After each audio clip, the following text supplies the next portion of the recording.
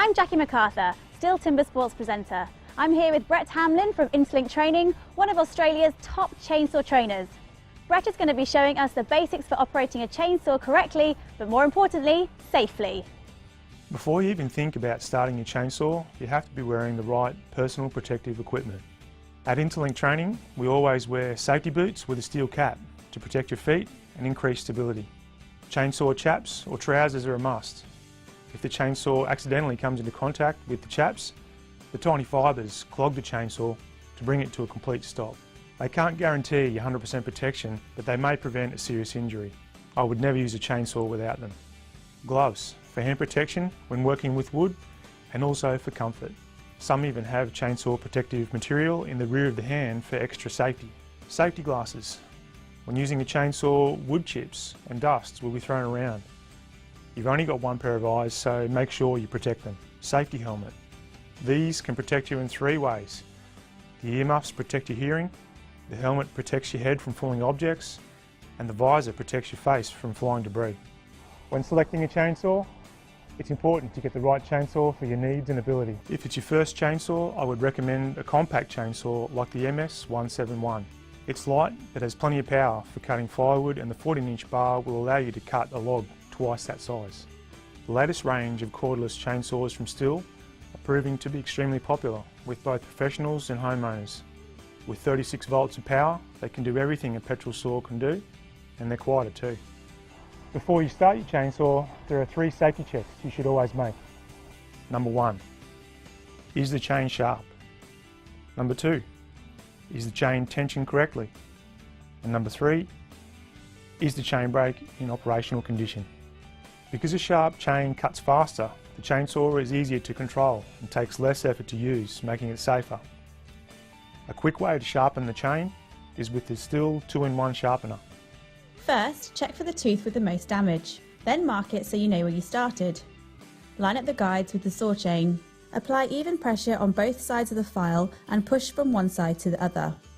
Check the tooth is straight and sharp, and then repeat until all are the same size. The 2-in-1 file sharpens the tooth and files back the depth gauge too, an excellent tool that saves you time. Having the chain tensioned correctly makes cutting faster and safer. The correct tension should allow for the chain to be lifted slightly, but then snap back in place. Depending on your STIHL chainsaw, you will either have a manual tensioner, like this, or the STIHL quick chain tensioner that can be adjusted as quick as this. A large percentage of chainsaw injuries are caused by people tripping over branches and logs. Before you start cutting, make sure you clear the area of any trip hazards or debris. For cutting firewood, a sawhorse, like this one, also saves bending down and reduces the risk of running the chain into the dirt, which will make it blunt. Think of the chain brake as the brakes on your car. By engaging the chain brake, the chain cannot spin. Make sure you always check it before you start your chainsaw. In the forward position, the chain brake is on. Pull it back towards you and the chain brake is off, and the chainsaw is ready to cut. Always engage the chain brake when you are not cutting, and especially when you are moving around with your chainsaw. The biggest safety feature of the chain brake is its ability to activate automatically during kickback to stop the chain. Here's a chainsaw safety fact. If you keep 2 hands on the chainsaw and wear leg protection, you are 75% less likely to have an accident. For a firm grip on the chainsaw, the thumbs should always be on the opposite side of the handle to the rest of the fingers. Never on top, and definitely never on the same side as the rest of the fingers, always opposing. For the best stability, make sure that your feet are shoulder width apart, knees slightly bent, and your body always offset from the line of the bar. Let's have a look at the distance between our feet, make sure that we're at least shoulder width, and then we've got a slight bend in our knees, getting ready for any kinds of pull-in or push-back forces. Never stand directly behind the chainsaw. When you're looking at the bar cutting, you should be looking from the side, never from directly above. So if you can show me now the position of the bar in a kickback situation, it should always be straight over the shoulder, never towards the head and the rest of the body. Never use a chainsaw on a ladder or above shoulder height. That's what arborists are for. Now, there are only 2 ways to start the chainsaw safely. The first method is to place the saw on the ground, put your right foot on the rear handle to secure it, and then check the chain brake is engaged.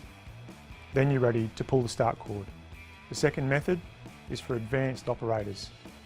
Grip with the left hand to ensure security, check that the chain brake is engaged, place the rear handle between your legs, then pull the start cord and away you go. Okay Jackie, so are you ready to start cutting? Yes, Brett, but what speed should I be cutting at? Alright, well the safest way to cut with the chainsaw is with the throttle at full revs. If you're not cutting at full revs, the chainsaw can pull you in and push you off balance. The most dangerous part of the bar is the tip.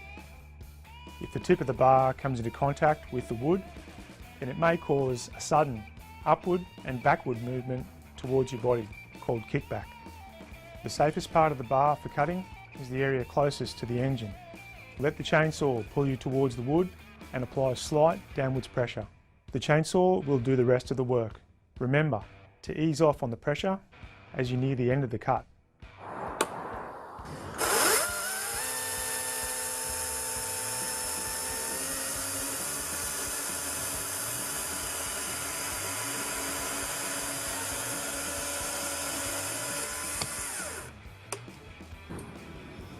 Well done. Good. You've got the rev range just right now. Yes. So the saw is cutting with maximum efficiency. Good. On the next one, I'll just get you to bend your legs a little bit so that you're looking in a more stable stance.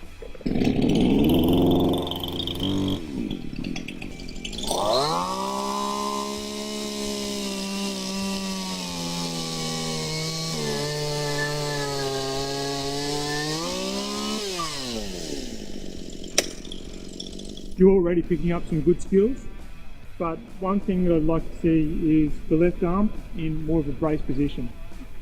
So with a correct stance, firm grip, and a brace position for the chainsaw, it means that your left arm should be locked. So rather than in a relaxed position where it's bent, make sure that it's nice and strong. Not necessarily locked out, but in a braced lock position.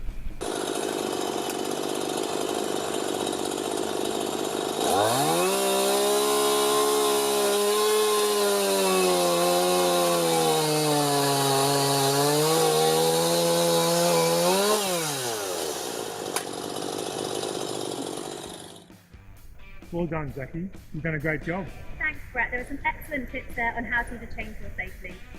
For more tips, visit our website or follow us on Facebook or YouTube.